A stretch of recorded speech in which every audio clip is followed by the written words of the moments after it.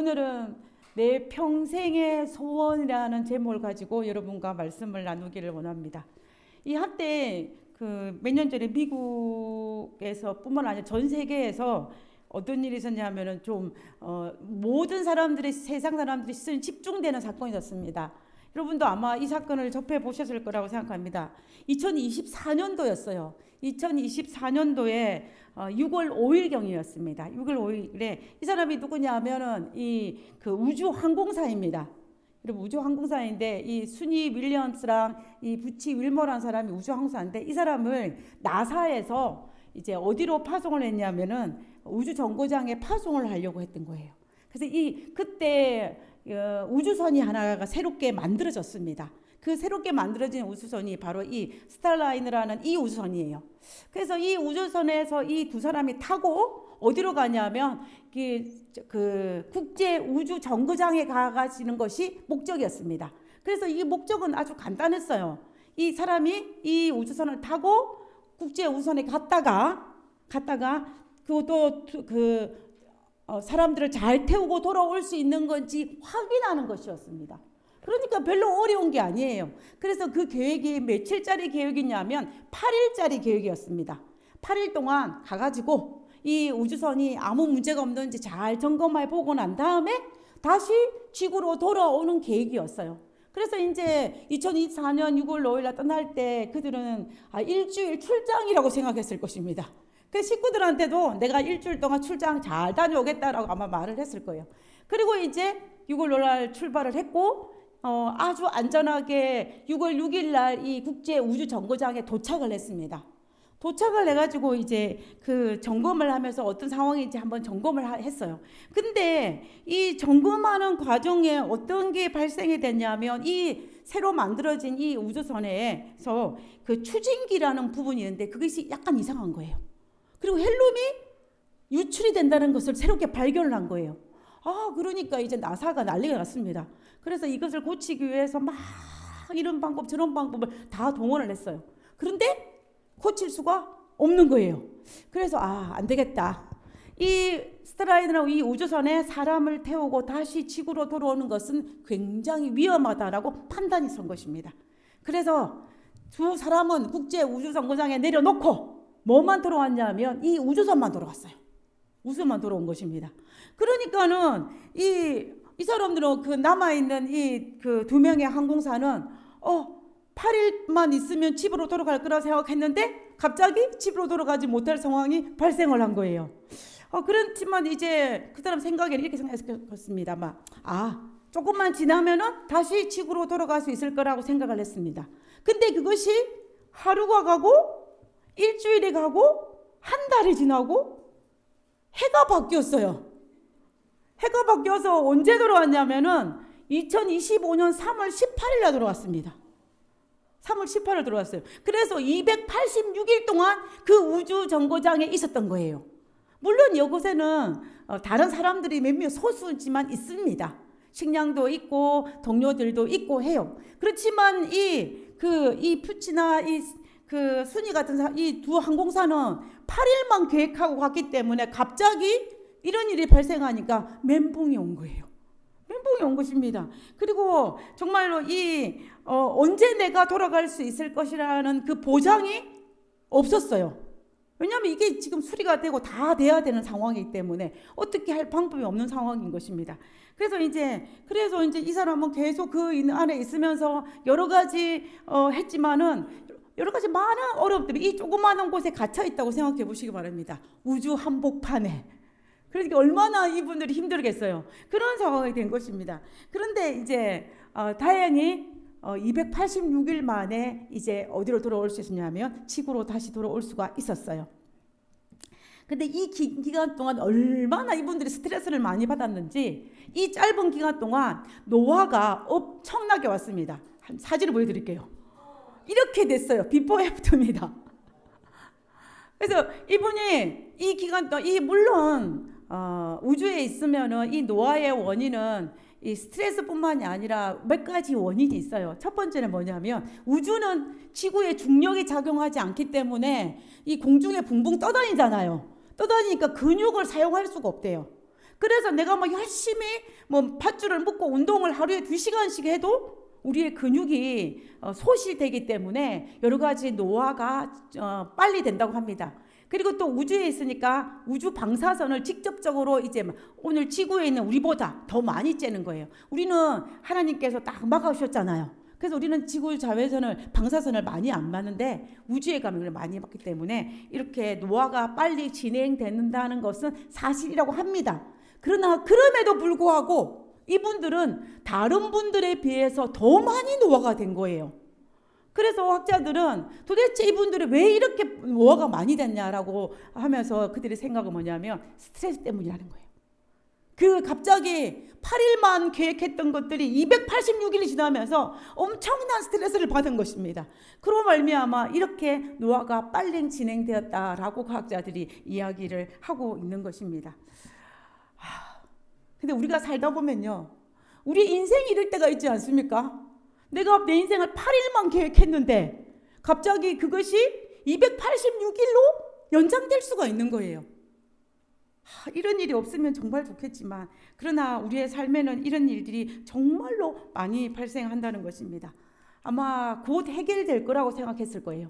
그러나 그 8일짜리 계획은 280일의 광야가 됨으로 말미암아 내가 도대체 나의 통제 영역 밖에 그 광야에 그 우주 한복판에 떨어져 있는 느낌을 우리가 간혹 받을 때가 있다는 것입니다. 때로는 경제적으로, 그다음에 인간관계에서, 그리고 그뿐만 아니라 또 여러 가지 자녀들 문제나 이런 여러 가지 문제에서 내가 생각지도 못했던 내 계획과는 전혀 다른 결과를 가져오는 그러한 일들이 우리 앞에 딱 닥칠 때가 있다는 것입니다.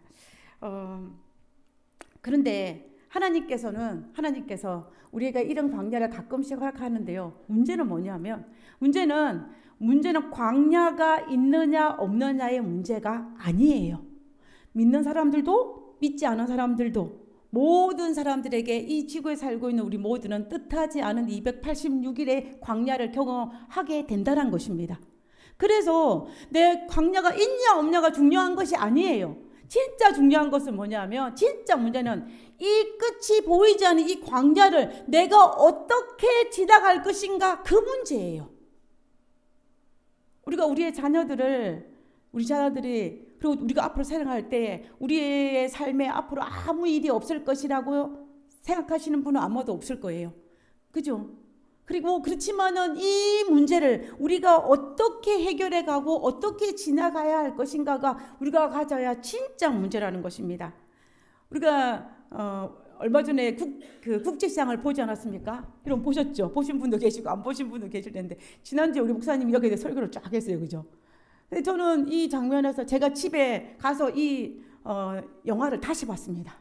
다시 봤어요. 다시 보면서 제 마음에 굉장히 마음이 아팠던 부분은 뭐냐면, 이 주인공인 이 덕수 할아버지가 마지막에 자기 아버지를 회상하면서 이 말을 해요.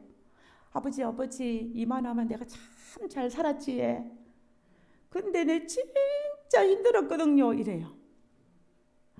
제가 이 장면을 보면서 우리의 부모님 세대가 일제와 6.25 시대를 겪으면서 얼마나 많이 힘들었습니까? 그러니까는 제가 그분들 생각해서 눈물이 정말 주르륵 흐르더라고요. 눈물이 주르륵 흐르는 거예요.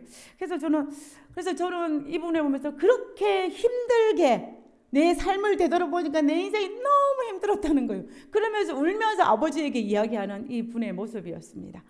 그러면 우리는 그리스도인잖아요. 그죠? 우리는 하나님 믿는 백성이에요.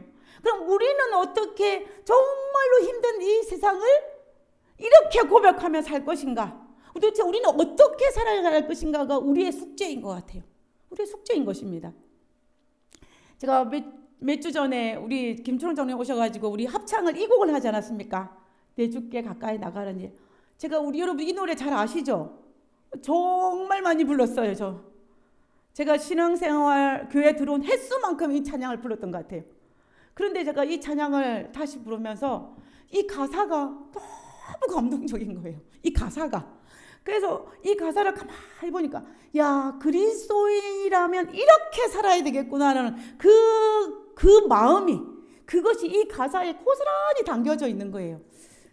그래서 그리스도인이라면 우리에게 주어진 286일의 그 광야를 내가 이 마음으로 그에 대한 해답이 이 찬미가의 가사에 있는 거예요. 그래서 저는 오늘 이 462장에 있는 내 주께 가까이 나가라는 일, 이 찬양의 가사를 가지고 오늘 우리가 말씀을 나누는 시간을 가졌으면 좋겠습니다. 이 내 주께 가까이 나가는 길이라는 이 찬양을 작사하신 분은 누구냐면 사라 플러 아담스라는 한 여인이에요. 여인입니다. 이 여인은 그 1805년에 태어났습니다. 그래서 영국에서 이분이 그 영국에 태어났는데 이분은 그 영화 배우였어요. 영화 배우이고 시인이었고 아주 그런 사람이었습니다. 그런데 이분이 30대에 뭐가 어떤 질병이 없냐면 폐결핵에 걸린 거예요. 갑자기 폐결핵에 걸렸습니다. 그러니까는 자기가 얼마나 꿈이 많았겠어요. 영화 배우로서 참 촉망받는 여인이었어요. 그런데 갑자기 내가 병이 드니까 더 이상 영화 배우 역할을 하지도 못하고, 그리고 내가 몸이 약해서 어떻게 하지 못하는 그 상황 속에서 그가 41세로 이분이 죽음을 맞이하게 되는데, 그 죽음을 맞이하기 7년 전에 창세기 28장에 나와 있는 그 야곱이 형 에서의 낯을 피하여 도망가다가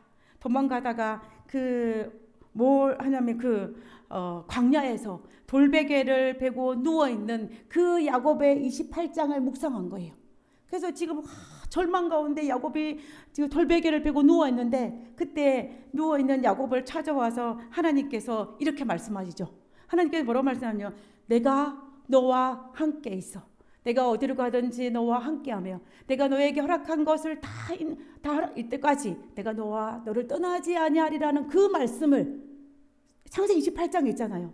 그 말씀을 묵상하면서 이 여인이 너무 감동을 받은 거예요. 그래서 그러면서 내가 이 야곱과 같은 처지가 바로 나의 처지인데 그때 하나님이 나와 함께 하시는구나라는 것을 깨달았어요. 그래서 이 여인이 나와 함께 하시는 그 하나님께 내가 날마다 가까이 나가겠다라고 자신의 신앙을 고백하는 것이 바로 그 찬양인 것입니다. 그래서 우리가 그 찬양의 가사를 하나씩 한번 보겠습니다. 이 462장 1절이에요. 1절. 내 주께 가까이 나가는 일.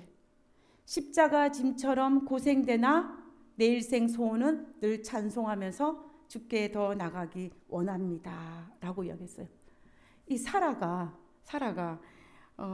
어떻게 이 가사에 하나님 나에게 이 십자가와 같은 내 광야를 제거해 주십시오라고 기도하지 않았어요.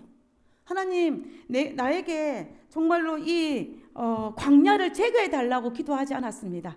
근데 이 여인이 어떻게 기도했냐면은 내가 십자가 짐처럼 고생되나 내 인생이 내 삶이 지금 내가 폐결핵에 걸리고 내 꿈은 다 접어버리고 내가 정말 육신의 아픔 앞에서 고통 가운데 있으면서 내 삶이 십자가 짐처럼 고생이 되지만 그럼에도 불구하고 하나님 내 일생의 소원은 늘 찬송하면서 주께 나가기 원합니다 라고 기도하는 거예요.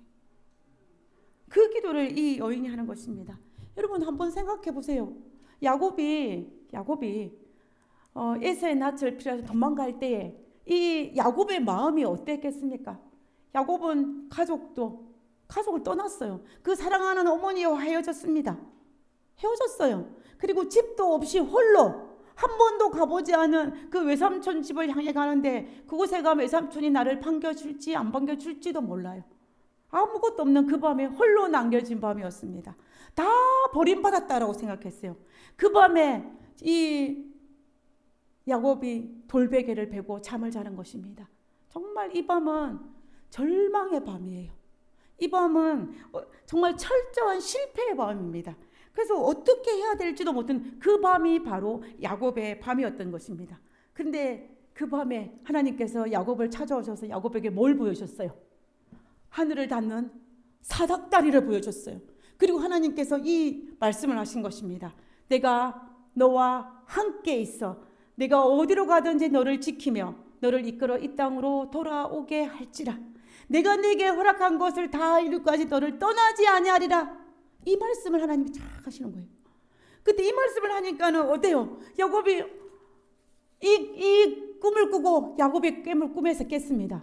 그러고 난 다음에 야곱이 어떻게 하냐면 야곱의 잠에서 깨어 이르되 여호와께서 과연 여기 계시거늘 내가 알지 못하여도다. 하나님이 나에게 여기 계시다라고 고백하는 거예요. 그래서 야곱은 정말 울면서 잠들었을 것입니다. 울면서. 그런데 하나님께서 어떻게 했다? 여기 계시다라는 것을 야곱이 깨닫고 정말 그 모든 것을 하나님께 감사하는 이 야곱의 모습인 것입니다. 저는 야곱이 이렇게 잠들었어요. 이렇게 잠들었는데 정말로 이 있을 때 하나님께서 야곱에게요. 창세기 18장에 보면 하나님이 야곱의 광야를 없애주지는 않으셨어요. 하나님께서 야곱의 십자가를 제거해 주지는 않으셨어요. 그러나 하나님께서는 이 외롭게 홀로 정말 있는 고통 가운데 절망에 잠들고 있는 야곱을 어떻게 하셨습니까? 찾아오셨다는 것입니다. 그래서 내가 너와 함께 하겠다. 내가 너에게 허락을 다 이룰까지 나는 절대 떠나지 않겠다. 하나님께서 약속해 주신 것을 볼 수가 있는 것입니다. 그래서 이 정말로 야곱이 자기 인생대로 되지 않았다 할지라도 하나님이 나와 함께 계시니, 하나님이 나와 함께 계시기 때문에 내가 어떻게 하겠다? 내 평생의 소원은 내가 하나님을 찬양하면서 내가 살아가겠다라고 고백하는 거예요. 우리가 이 세상을 살아갈 때 하나님이 나와 함께 한다는 그 확신이 있다면, 우리가 비록 이 광야라 할지라도, 비록 이 아무도 없는 철저한 이 밤이라 할지라도 야곱은 하나님을 찬양하며 살아가겠다라고 고백하는 것입니다. 이 고백이 우리의 고백이 되어야 할 것입니다. 왜 그런 줄 아십니까? 하나님이 야곱과 함께 하셨던 그 하나님이 우리에게도 동일하게 함께 하신다라고 약속하셨어요. 여러분, 우리가 그 약속이 없었다면 지금 우리가 이 자리에 앉아 있을 수 있는 분이 전 단 한 명도 없다고 생각합니다. 우리는 그걸 매일매일 하나님이 나와 함께 하신 하나님을 우리가 경험할 때 우리는 기뻐하며 찬양하며 감사할 수 있는 것입니다. 우리가 2절을 한번 보겠습니다. 2절에 내 고생하는 것이 내가 지금 이렇게 고생하는 것이, 내가 지금 이렇게 병들고 내 꿈이 다 무너지고 철저하게 패배자처럼 되는 이 내 고생한 이것이 옛 야곱이 그 돌베개를 베고 자는 그 잠과 같습니다. 내 처지가 야곱의 그 밤의 그 상황과 같습니다 라고 고백하는 거예요. 그럼에도 불구하고 뭐예요? 꿈에도 소원은 늘 찬송하면서 주께 나가기 원합니다 라고 이야기하는 것입니다. 그럼에도 불구하고 왜요? 하나님이 나와 함께 하시기 때문입니다 라고요. 그다음 3절입니다. 3절에는 뭐냐면 천국 가는 길 험하여도, 하나님, 내가 하늘나라 하나님을 향하여 나가는 그리스도인으로 살아가는 이 길이 평탄한 길이 아니고 험악해도 그 길이 생명길이 되나니 은혜로다. 천사가 날 부르니 늘 찬송하면서 주께 나가기 원합니다 라고 이야기합니다. 우리가 야곱의 생애를 가만히 묵상하면요, 야곱의 생애가 이 돌베개를 베고 난 그때의 그 이후에 하나님께서 야곱의 삶에 있어서 평탄한 삶이 연속되게 하게 하신 것은 아니에요. 물론 야곱이 자초한 고난들이 훨씬 더 많았지만 그래서 야곱의 그 이후의 길은 굉장히 험악했습니다. 야곱의 인생 곡선을 그리면 어떻게 돼요? 이렇게 굴곡이 심해요. 왔다 갔다 합니다. 그리고 야곱의 생애를 보면 야곱이 외삼촌 집에 갔어요. 다행히 야곱이 외삼촌이 야곱을 잘 환영하면서 맞아줬습니다. 그런데 그 외삼촌 라반이 어때요? 이 조카를 울고 먹을 수 있을 만큼 울고 먹는 거예요. 속일 수 만큼 속여서 나의 이득을 취하는 거예요. 야곱이 그 모습을 다 본 것입니다. 그때 야곱이 얼마나 힘들었을까요? 그죠? 뭐라 말도 못해요. 내 모습하고 똑같아서. 그리고 자기가 사랑하는 아내 라헬과 결혼하고 싶어가지고 어찌할 바를 몰라 했는데 결혼 첫날 밤에 보니까는 자기 사랑하는 라헬이 아니라 레아가 앉아있는 거예요. 그때 얼마나 했겠습니까? 그리고 그 사랑하는 라헬을 얻기 위해서 14년을 인내와 수고를 했습니다.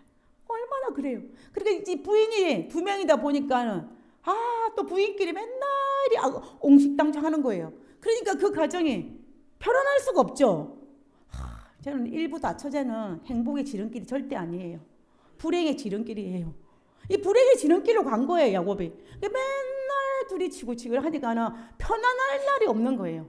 그러다가 근데 어쨌든 이제 자녀를 낳았습니다. 자녀를 낳았는데 그 4명의 부인을 통해 자녀를 낳았는데 이 자녀들도 어때요? 엄마가 다르니까 또 이 알력이 생기는 것입니다. 그래서 이 12자녀들 사이에 시기와 다툼과 이런 것들이 있어가지고 그것을 조정하는 이 아버지의 입장이 얼마나 힘들었겠어요. 여러분 부모 입장에서는 자녀들이요. 자기 자녀들이 여러 명이 있으면 형제들끼리 우애에 있는 것이 부모에게 효도예요. 우리 그런 말 많이 하지 않습니까? 너 자녀들끼리 우애 있게 잘 지내라. 저 우리 친정 엄마는 그 말을 참 자주 하셨어요. 근데 내 자녀들이 치고받고 싸우는 모습을 보면 이 부모인 야곱의 마음이 굉장히 힘들었을 것입니다. 우여곡절이 많았다는 거예요. 그리고 그뿐만 아니라 자기가 정말로 사랑했던 요셉이 죽은 줄 알았어요. 그때 내 자녀가 죽었다라는 것을 가슴에 묻고 살아야 할 이 야곱의 삶이 얼마나 힘들었겠습니까? 그래서 우리는 정말로 이 야곱의 삶이 어떤 삶이냐면은 정말 힘든 삶이었다라는 거예요. 그래서 험악했다는 것입니다. 그래서 야곱이 바로 앞에서 뭐라고 고백합니까? 내 나그네 길의 세월이 130년이라 험악한 세월을 보냈나이다. 내가 하늘 가는 길이 험악해도 내 삶이 아주 험악한 세월을 보냈다라고 이야기하고 있는 것입니다. 그래서 야곱은 내가 천국 가는 길이 비록 힘들고 어렵고 정말 험악하지만 그럼에도 불구하고 이 사라는 하나님께서 나와 함께 하시기 때문에 하나님께서 약속하셨기 때문에 내가 그리스도인으로 살아가는 이 길이 생명의 길이라고 고백하는 것입니다. 생명의 길. 그래서 나는 늘 찬송하면서 하나님께 좀 더 가까이 나가기를 원합니다라고 고백하는 사람이 누구냐면 바로 야곱이었고 바로 사라였고 그리고 우리가 했던 그 찬양 가사였던 것입니다. 그리고 그것은 우리가 해야 될 것이라는 것입니다. 근데 우리가 사실은 성경에 등장하는 이 야곱만 이런 삶을 살았던 것이 아니고 오늘 우리도 그런 삶을 살고 있습니다. 그죠? 우리도 그런 삶을 살고 있어요. 우리도 하나님께서 우리에게 광야를 없애시는 것이 아니라 이 광야를 아주 넉넉하게 잘 통과하기를 바라신다는 거예요. 제가 아리조나에 있을 때 저희 친정 엄마가 80이 되기 바로 직전에 비닐하우스 농사를 지으시다가 그걸 스탑을 하시고 제가 있는 아리조나로 잠시 딸집에 방문을 했어요. 그래서 원래 3개월 정도 있을 것이라 계획을 잡고 오셨는데 그동안 이제 저는 한국에 있는 부모님께 통화를 하면은 잘 지낸다는 이야기만 했어요. 잘 지내고 모든 것이 다 에브리띵 오케이. 엄마 나 너무 행복해. 이 이야기만 계속 했습니다. 그래가지고 이제 저희 친정 엄마가 이제 미국에 왔어요. 미국에 와가지고 제가 그때 우리 교인들한테 입단속을 잘 시켰습니다. 집사님 우리 엄마한테는 나쁜 이야기 이만큼도 하지 마시고요. 좋은 이야기만 하세요. 라고 이야기를 다 했어요. 근데 제가 미처 말씀드리지 못한 우리 교회 나온 지 얼마 되지 않은 분이 우리 엄마가 친하게 됐어요. 그래가지고 솔라당 이야기를 한 거예요. 무슨 이야기를 했냐면 그분이 나쁜 의도를 한 거는 아니에요. 나쁜 의도 정말 처음에는 너무너무 힘들었는데 그걸 잘 극복해서 지금은 괜찮다 이 이야기를 한 거예요. 그분이 말하고 싶은 요지는 지금은 괜찮다 그 이야기를 하고 싶었어요. 근데 우리 엄마 귀에는 무슨 소리만 딱 들렸냐면은 힘들었다 이 소리만 귀에 들리는 거예요. 그래가지고 나중에 저를 자꾸 대성통곡을 하시는 거예요. 그러면서 너가 이렇게 힘들었구나. 너희 오빠도 중국에서 진짜로 힘들었는데 너도 이 미국 땅에서 이렇게 힘들었구나. 저를 막 자꾸 우는 거예요. 그래서 제가 우리 엄마의 손을 딱 잡고 이 어깨에 손을 딱 잡았어요. 두 손을 잡고 제가 우리 엄마에게 이렇게 말했어요. 엄마, 나는 오빠와 달라. 나는 무조건 절대로 참는 게 아니야. 나는 안 견디는 것이 아니고 내게는 하나님이 있어. 나는 믿는 구석, 믿는 백이기 때문에 난 진짜 괜찮아. 제가 이렇게 이야기했어요.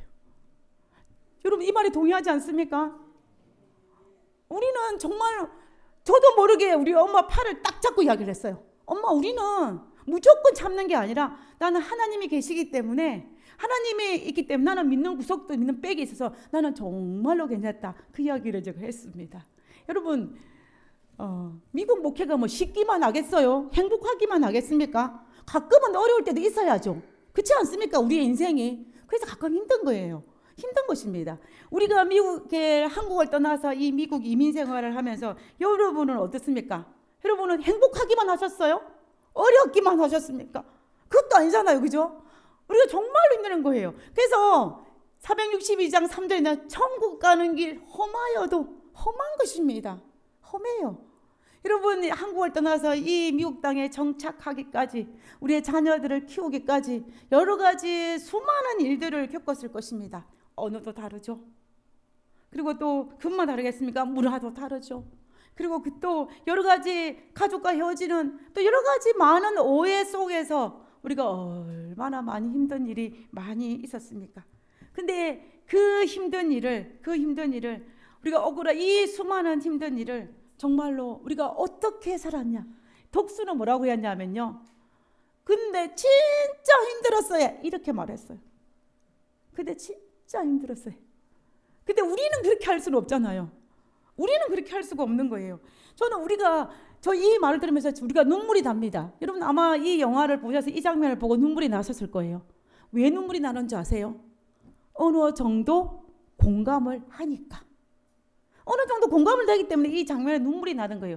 나랑 전혀 공감하지 않으면 이 장면을 봐도 우리는 눈물이 나지 않는 것입니다.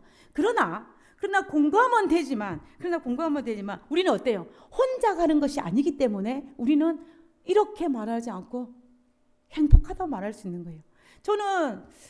제가 왜 이 국제 시장의 주인공이 이분이 이렇게 마지막에 고백을 했냐를 생각해 보니까 이분은 아버지를 대신해서 이 가족의 생계나 이 모든 것들을 홀로 감당했어요.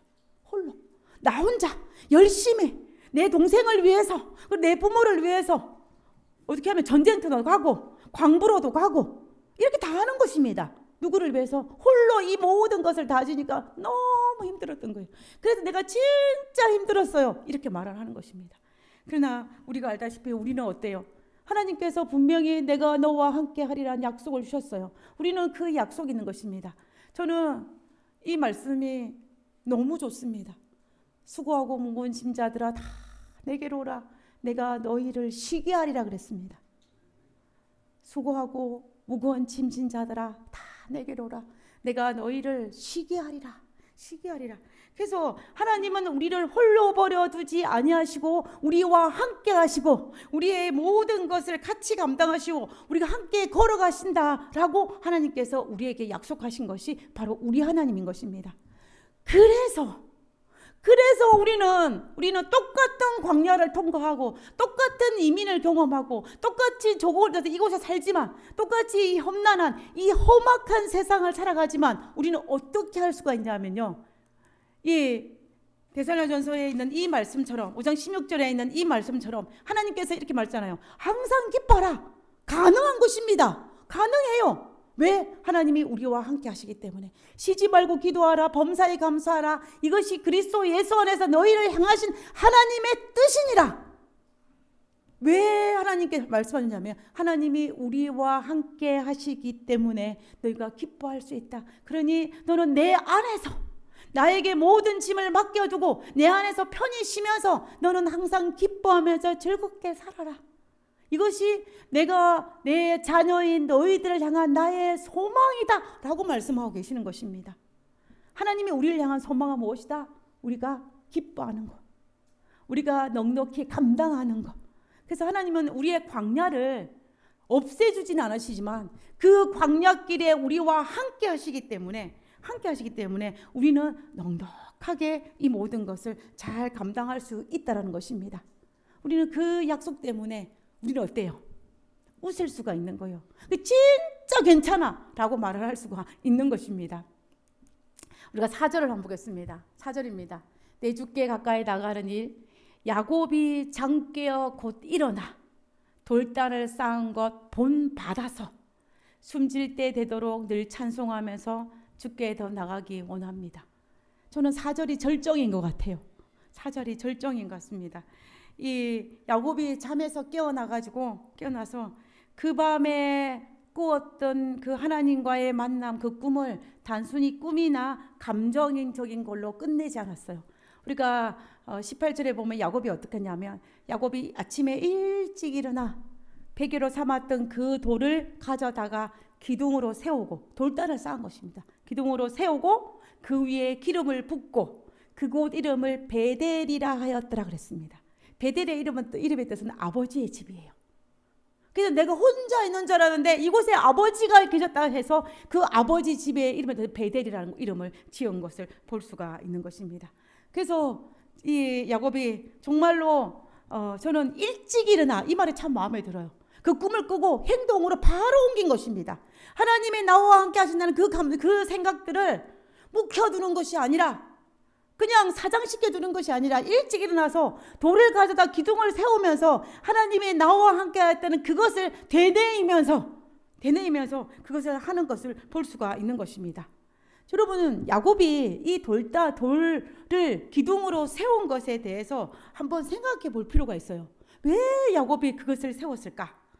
왜냐하면 자기가 뵀던 이 돌이 단순한 돌이 아니었어요. 그 과거에는, 어제까지만 해도 이 돌은 어때요? 자기가 눈물을 흘리면서 했던 그 눈물의 돌이에요. 내가 너 혼자 있다 생각해서 눈물의 돌이었습니다. 그리고 도망자의 베개에 불과했어요. 그리고 두려움의 밤의 돌이었습니다. 아무것도 없었는 그 밤이었어요. 그런데 그 돌을 기둥으로 세우고 기름을 부어서 이름을 베델이라고 지어주는 말미암아 그 돌이, 그 의미가 완전히 바뀌었어요. 똑같은 돌인데 완전히 바뀌었습니다. 그 돌이 어떻게 바뀌었냐? 눈물의 돌이 하나님 임재의 증거가 됐습니다. 아버지의 집 베델, 이 돌을 베델이라 하리라. 아버지의 집, 하나님의 임재의 증거가 된 것입니다. 그래서 도망자의 베개가 아니라 하나님의 집의 베개인 베델이 된 것입니다. 그래서 그 두려움의 자리였던 그 장소가 이제 야곱이 예배자의 자리가 된 것입니다. 그리고 야곱이 외삼촌 집에 갔다가 다시 가나안 땅에 돌아왔을 때 이 베델에서 다시 단을 쌓고 하나님께 예배를 드렸어요. 예배를 드리면서 야곱이 무슨 생각을 했겠습니까? 옛날에 내가 그 밤에 하나님께서 나에게 약속하셨던 그 약속, 내가 너에게 허락한 것을 다 이루기까지는 너를 떠나지 아니하리라 하는 그 약속을 떠올리면서 하나님께 예배드리지 아니하겠습니까? 그리고 나와 함께 하시는 하나님, 내가 너와 함께 하리라, 너를 떠나지 아니하리라, 그 말씀을 계속 떠올리면서 이 야곱이 아마 예배를 드렸을 것입니다. 그래서 야곱은 그 밤에 이 기둥을 세운 거는 야곱의 믿음이에요. 믿음인 것입니다.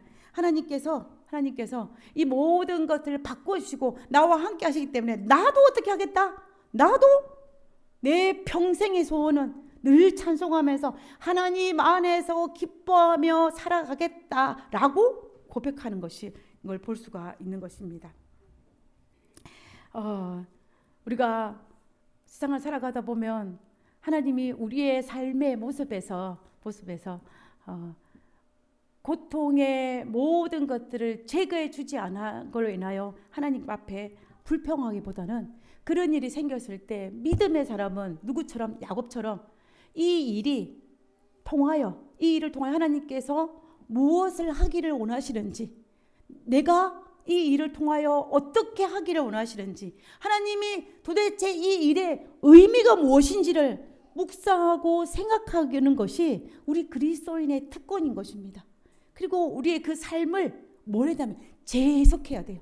우리는 그리스도인으로요, 어떤 상황에 대해서 믿음의 눈을 가지고 그 상황을 영적으로 재해석하는 능력을 가져야 됩니다.